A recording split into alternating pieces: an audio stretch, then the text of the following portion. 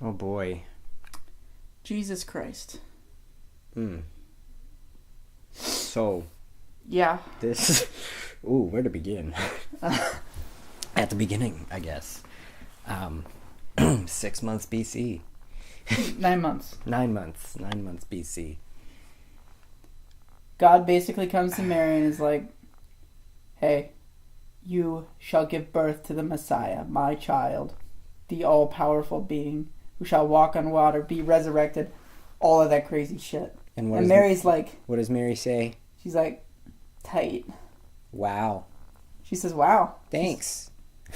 She says, wow, with much less enthusiasm than Owen Wilson would.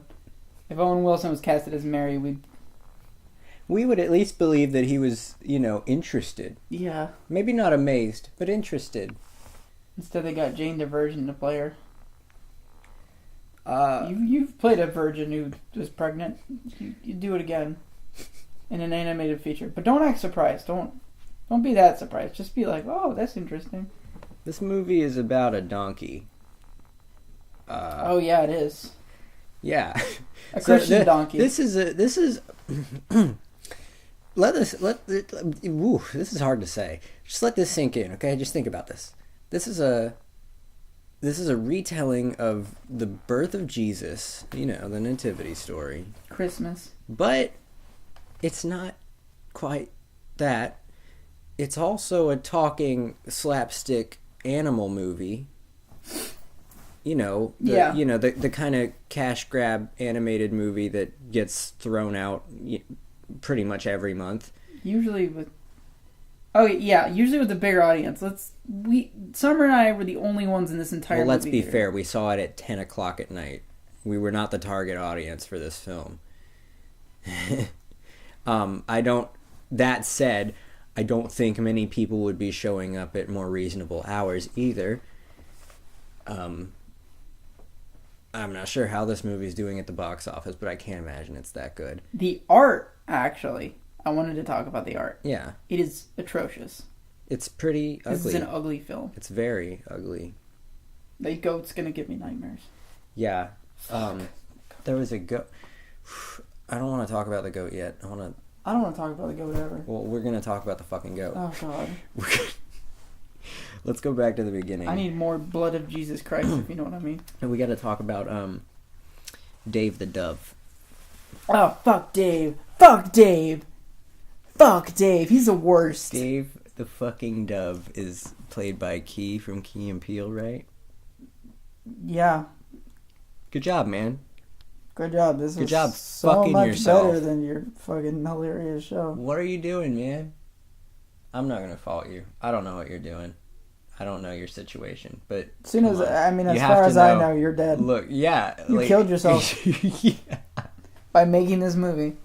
This character is so fucking annoying. He tops any... Oh, God. He's He's High Five from the Emoji Movie. Yeah, he tops anything that High Five ever fucking... Well, no, High Five was pretty terrible. Actually, I think High Five was worse than Dave the Dove. I think they're the same person.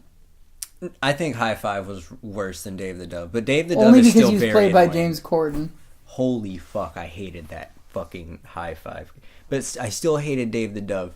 Okay? Don't. Yeah, oh, no. I'm not complimenting this movie by saying I hated it less. I still hated it.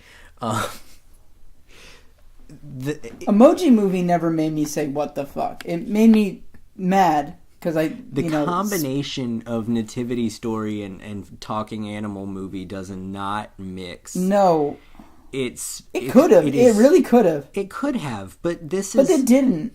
This is one of those movies that's like, throwing jokes at you constantly, and it's just it's audience pleasing jokes that You know what? work for. They don't work. They all fall flat. You know what worked a lot better? You know what had a lot more humor, heart, What? and was better overall? What? When they did religious stories with talking vegetables. You're right. VeggieTales is the fucking bomb. VeggieTales is actually legitimately hilarious. We fairly recently went back and watched some VeggieTales episodes, and they're actually pretty good. They're hilarious. Yeah, they teach good messages, Well, that plus- are appropriate for kids, and the humor in them is genuinely funny. They don't rely on, what would you even call the humor in The Star? Not humor. They would like do a joke, but then they'd explain the entire joke, and it was like the only laugh that truly got out of me, that it meant to get out of me, because there was a few times where I laughed and the story did not mean what, they weren't trying to make me laugh. Yeah. Was Tracy Morgan as a camel. Mm-hmm. When he there's a lot of times in this movie where you laugh just because of the what the fuck factor in what you're seeing. It's not that it's funny. It's just that it's so jarring. It's wrong. It goes against every core belief. Every 5 minutes or so, this movie will have a new song in it, and they're all terrible. They all sound like budget, like Christian folk singers. Like, it's not even. I'm not saying you can't make good music if you're Christian. In fact, of course not. A lot of Christians actually make kick-ass music. Remind me to tell you about this nun I know who makes amazing music. I don't actually know her. She died before I was born. Right. But in the 60s, she made some cool shit. All about Jesus. But anyway.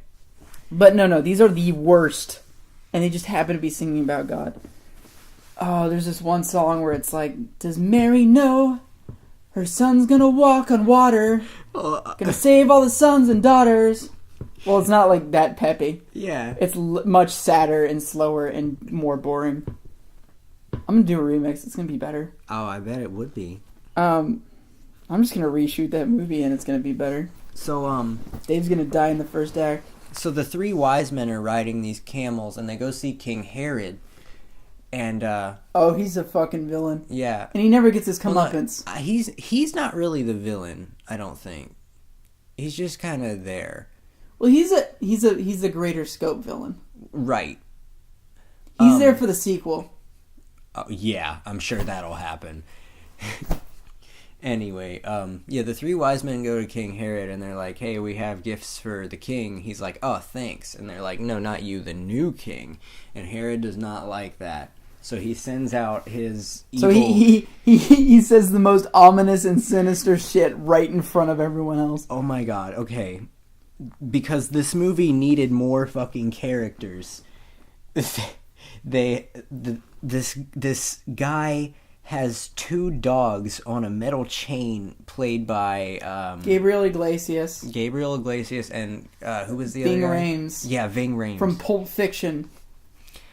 You know the one who was like getting raped and then he was like, I'm pretty fucking far from okay. And then he kills the dude raping him? Yeah. Yeah, he's a dog. This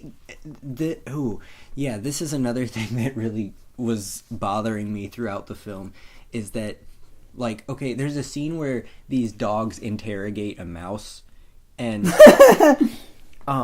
it's like the owner kind of like knew that his dogs were getting information out of this mouse. Yeah, so like, because like he even picks the mouse up at one point when it tries to run away, and he puts it back in front of the dogs, and the dogs keep talking to it, like. And then once they're done, the mouse just kind of leaves. Like, okay, we're done. I love the fact that it was like the dogs are like, "Where's Mary?" And she's like, "Nazareth." And they're like, "Okay." And then the owner just like is like, "Yep, my dogs know where she is." Yeah. What the like? But he's just like, "Yep."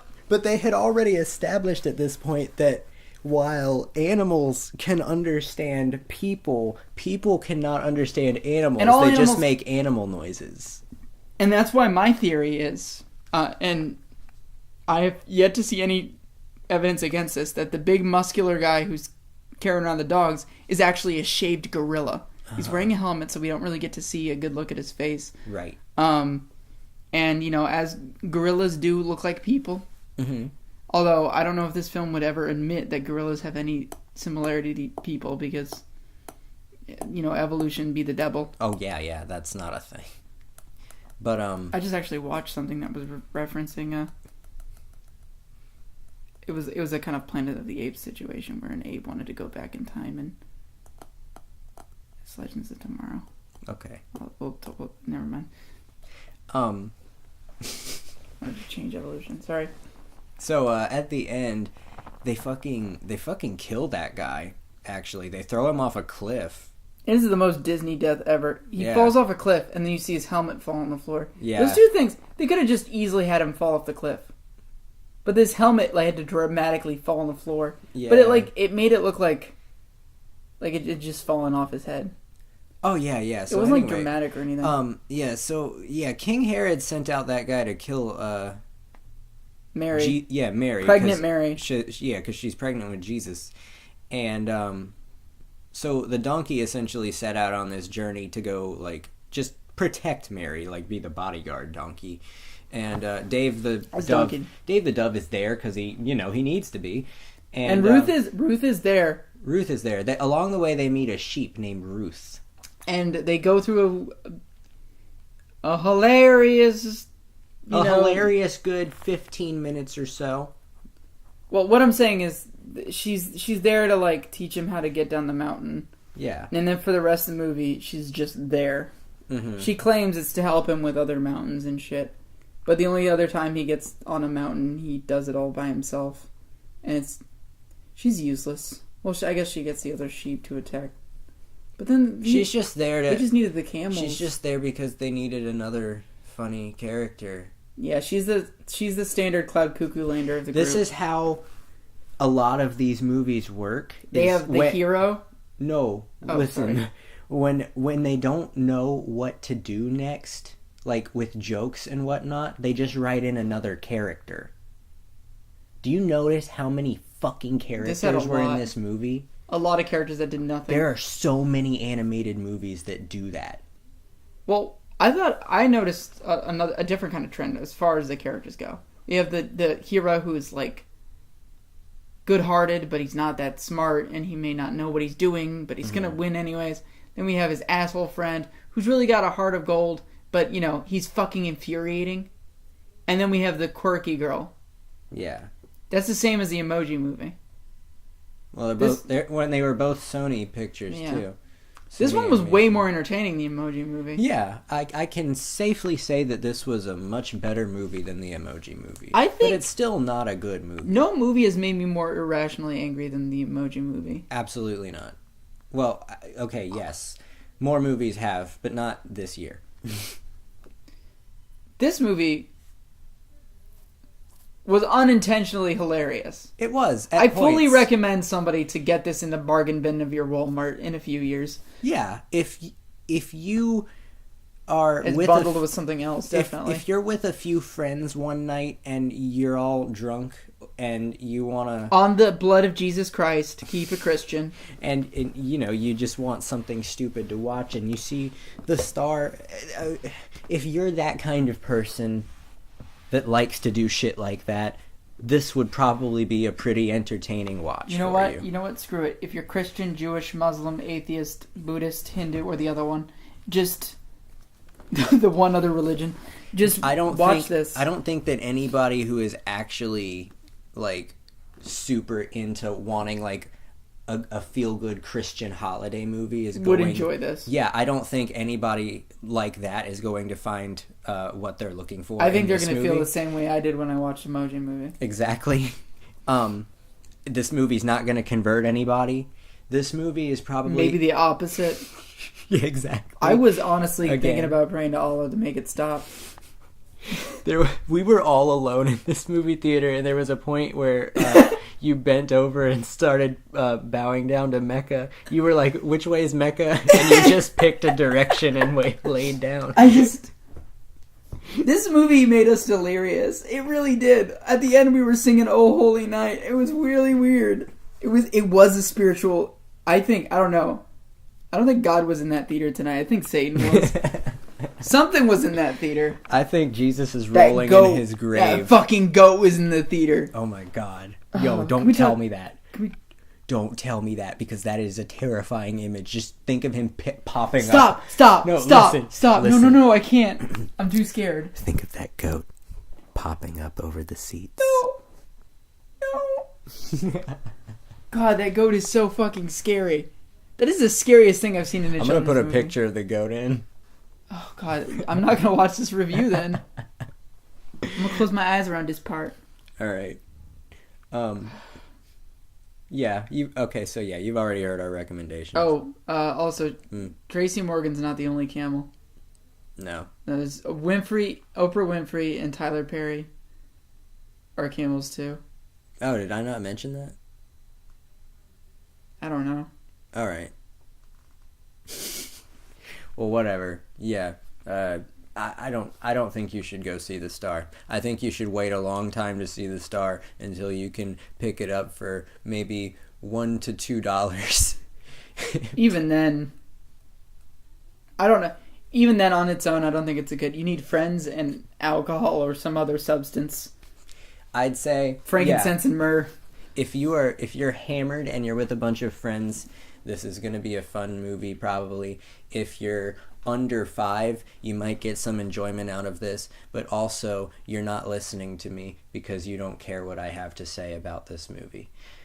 You just like colors. Yeah, that said. And you know what? You watch all the colors you want, you beautiful 5. Yeah, kid. You go places. You live your life. Live it while you're... How to live it up when you're 5 years old. But when you get older, you might want to consider watching some better movies. So. Like Emoji... I'm joking. I don't care who you are. Don't watch Emoji Movie. I don't care if you're Christian, Jewish, Muslim, gay, lesbian, a ferret. I don't know. Don't watch Emoji Movie. I've been drinking wine. This movie has affected my brain. Good night, guys. We'll see you tomorrow for Coco. We could have watched Coco.